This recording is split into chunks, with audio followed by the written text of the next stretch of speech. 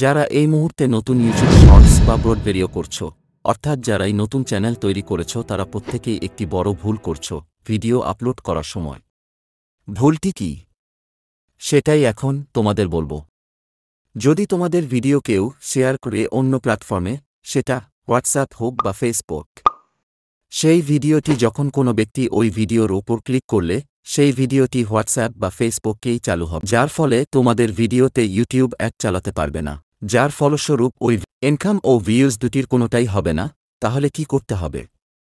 তো তোমরা প্রত্যেকেই জানো যে এই প্লাস চিহ্নে এসে ভিডিও আপলোড করতে হয়। আপলোড হওয়ার পর তোমরা ওয়াইটি স্টুডিওতে এসে এইখানে দেখো মোর অপশন। এবার এইখানে ট্যাগ, শর্টস, রিমিক্সিং এক্সট্রা অনেক আছে। তোমরা এই জায়গায় একবার ক্লিক করলেই এই ধরনের একটি পেজ ওপেন হবে। এখানে দেখো একেবারে নিচে অ্যালাউ এমবেডিং, এই অপশনটি টিক চিহ্ন বন্ধ করে দেবে। তারপর উপরে বাদিকে তীর চিহ্নে ব্যাক করে থবলেট করে সেভ করে দাও। তাহলে কি হবে? অ্যালাউ এমবেডিং বন্ধ করলে, কেউ ভিডিও অন্য প্ল্যাটফর্মে শেয়ার করলে, ওই ব্যক্তি ভিডিও ওপর ক্লিক করলেই ওই ভিডিওটি ডাইরেক্ট ইউটিউব প্ল্যাটফর্মে এসে পৌঁছবে, যার ফলে তোমাদের ভিডিওর সমস্ত অ্যাড রেভিনিউ পাবে এবং ভিডিওর ভিউজ কাউন্টিং যোগ হবে। তাহলে বুঝতে পারলে কোন সেটিংসটি অফ করলে তোমাদের ভিডিওর ভিউজ এবং অ্যাড পাবে। ভিডিওটি যদি একটু হেল্পফুল বলে মনে হয় তাহলে চ্যানেলটি সাবস্ক্রাইব করে নিও এবং একটি লাইক দিও, তাহলে আমরা খুব উৎসাহিত হই।